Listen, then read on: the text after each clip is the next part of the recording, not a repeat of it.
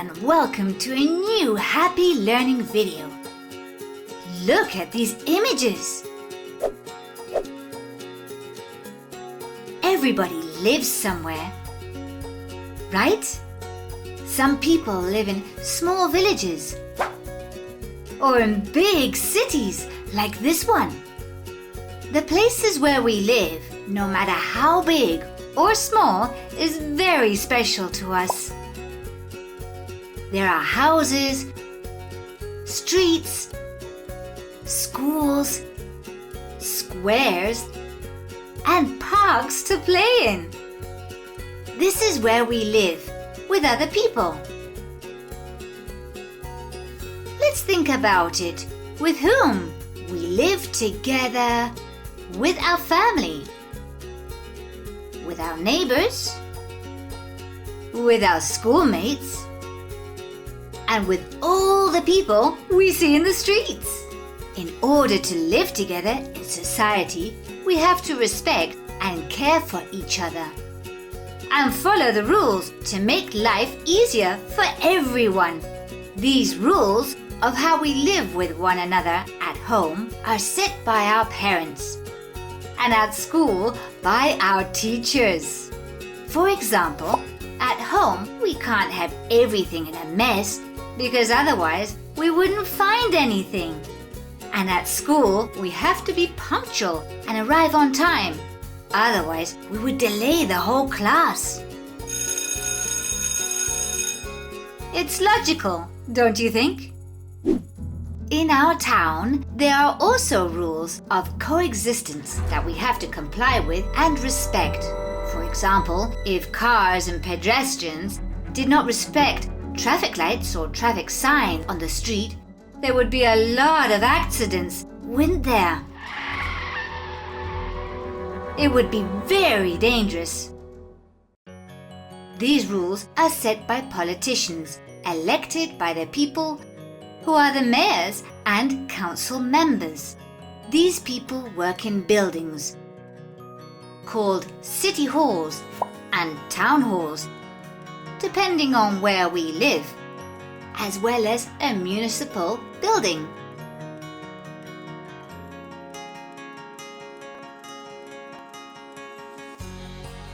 The mayors and council members are responsible for ensuring that everything runs smoothly in our town and that all the rules are respected. So, as you know, we must obey these rules whilst living together and take care and respect everything that surrounds us. This way, we can all live calmly, safely, peacefully, and happily.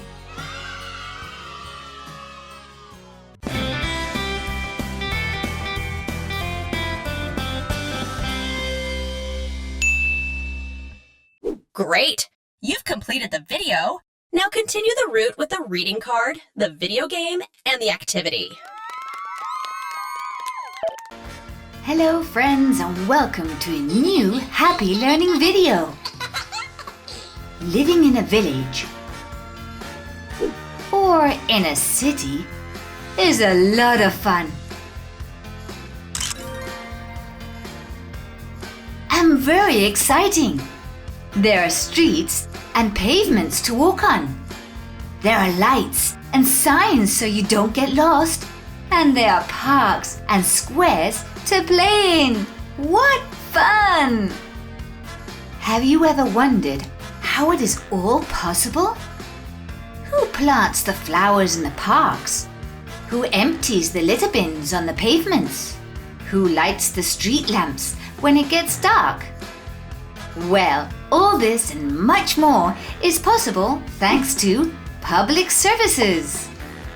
Public services ensure that people have everything they need to be able to live in a town or city.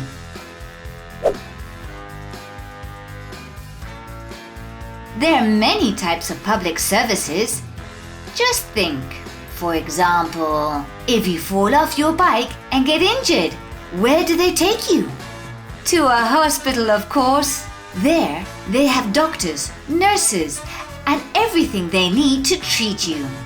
Lucky you! hospitals and ambulances are part of the health services, the public service that takes care of our health. If you suddenly hear this, it means that the fire truck is coming at full speed to put out a fire. Firemen and policemen are part of the public emergency and security service. Thieves and the bad people don't get along with them at all. Did you know that certain schools are also part of the public service? It is part of the educational services, like libraries and sports centers. Thanks to these services, we children can learn many things, and we can also play sports. I love football. Don't you think it's fantastic? Yes!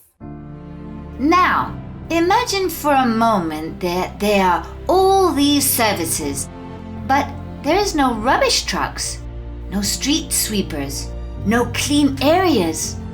What a mess! It would be a real disaster. Lucky for us, the public cleaning service is essential for the city to maintain it clean and a healthy place to live in. But even though they work hard to ensure we live in a nice, clean area, it is up to you to help keep it that way too, so we can all enjoy it. But wait a minute, come to think of it, who pays for all these things and all the people who work in the public services? Well, we all pay for it with our taxes. That's why public services belong to everyone, and it is very important to use them responsibly, taking care of the parks, not damaging the urban furniture, asking for an appointment in the hospitals. Oops, I'm late! I have to take the bus to go to my grandma's house. Hey, public transport! It's another fundamental public service. What other public services can you think of?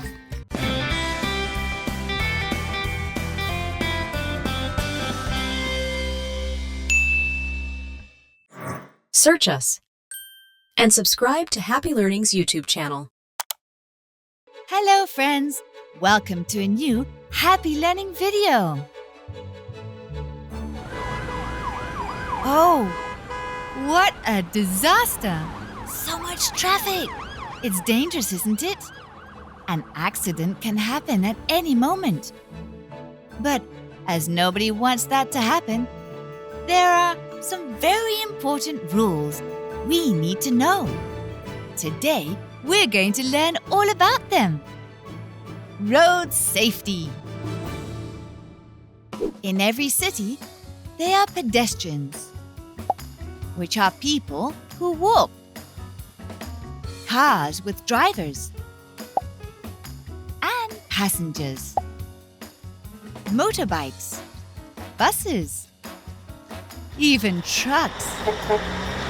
They all come and go, and some of them are in a very big hurry to get there. In order to avoid accidents, a set of signs and rules have been created that must always be followed on the road and the pavements. This is what we call road safety, the set of rules and signs that must be complied with to avoid accidents. Let's get to know some of them. Traffic wardens are not signals, but they do signal with their arms and whistle. Like these traffic wardens. Traffic lights have lights. Tell us when we can pass and when we have to wait. Red, stop. Green, go. There's no mistaking it. The markings on the road are also signs. For example, a pedestrian crossing also called zebra crossing, where pedestrians and some zebras always have priority. Wait, Mr. Driver! There are also other types of vertical signs. Depending on their shape and color, they inform, oblige, or prohibit. These round, white and red signs prohibit. For example, this one prohibits cycling. Uh-oh! There are also some very funny signs, like this one, which means penguin crossing. How cute! In addition to the signs, there are also some rules to know. For example, when crossing the street, we must always cross at the pedestrian crossing and always look both ways. And when we're driving in a car, we must always wear a seatbelt. Have you noticed that we are always saying always? Of course, because the rules of the road must always be obeyed, so we can walk and drive safely, thanks to the signs and the rules of the road safety. Look, these ducklings have learnt the rules of the road safety very well. How clever they are!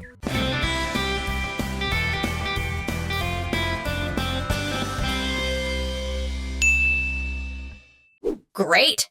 You've completed the video. Now continue the route with the reading card, the video game, and the activity.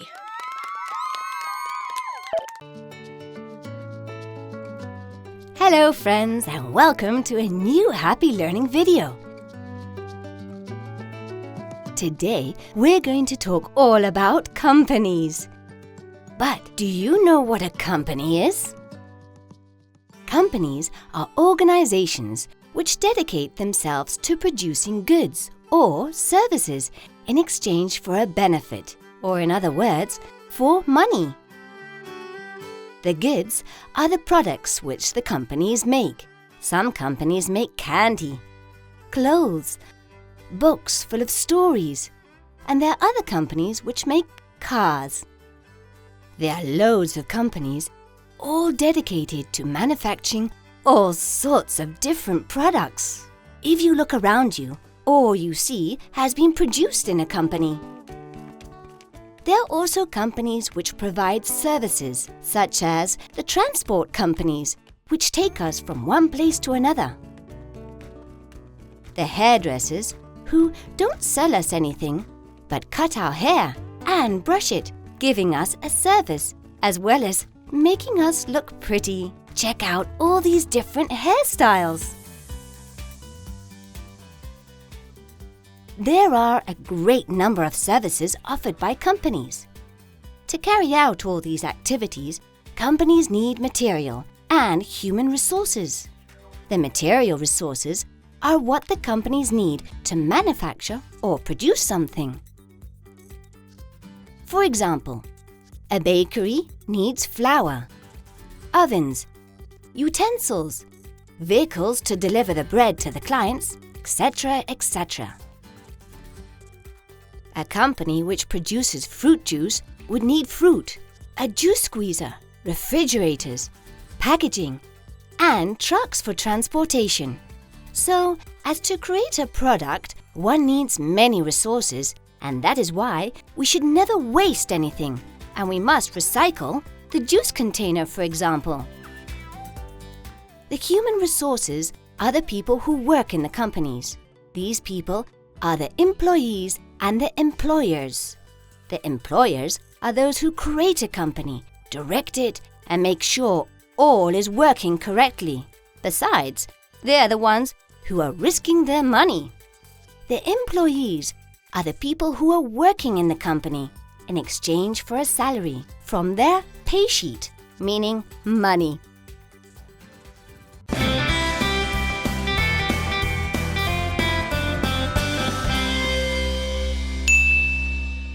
Hello Hello friends, welcome to a new Happy Learning video. Today, we're going to learn about one of the most ideal and revolutionary ideas that man has created. Today, we're going to learn about democracies.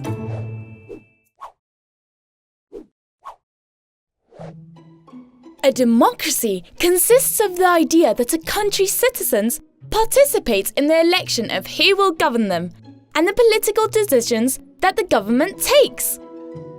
This is offered through the right to vote when we are overaged.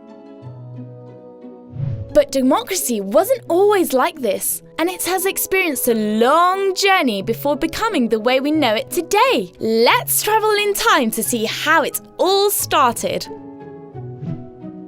The birth of the first democracy. The word democracy comes from the Greek word meaning town. It's an idea that was first thought of a long time ago by citizens in Athens, a city in ancient Greece. It consisted of a government system where decisions were discussed and decided by a citizens' assembly. The members of the assembly were selected by a raffle, and the decisions were agreed after a majority of votes in favour.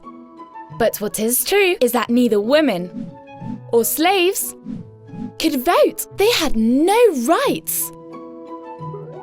Sometime after, the Greeks' democratic ideas travelled to Rome.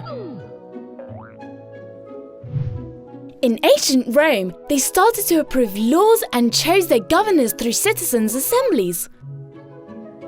Although, if you wanted to be part of these assemblies, you had to be rich, noble, and very powerful. The town couldn't decide yet.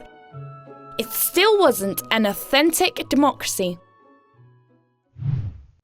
In medieval times, democracies didn't exist.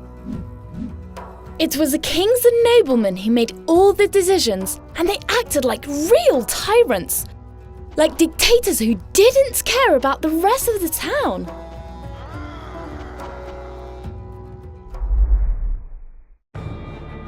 This was until the end of the 18th century, where the French Revolution erupted. In 1789, French citizens faced and defeated the absolute monarchy. From this moment on, the first real democratic ideologies took place in France. Especially the right to universal suffrage. So, any citizen, regardless of them being rich or poor, could vote and participate in their governor's elections. Although, the universal part wasn't all true, because women couldn't vote yet.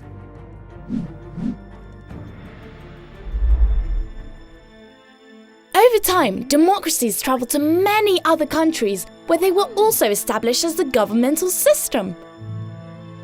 But, unfortunately, there have been and still are differences and inequalities between people. For example, women couldn't vote in many countries until the 20th century. And some races, like the black race, were and still are considered secondary citizens in many parts of the world. Democracies still need to be perfected. Well, now we know democracy's history, and we've learnt that it looks for general welfare and is based on respecting each other and human equality, whether they are man or woman, rich or poor, white or black. Everyone has the same rights, but also the same duties. So, we need to respect the rules and norms set. This is democracy, and in Happy Learning, we love this ideology because we believe in equal rights. We believe in respect and solidarity, that we think that nobody is superior to another. Goodbye friends, and don't forget to subscribe to Happy Learning TV.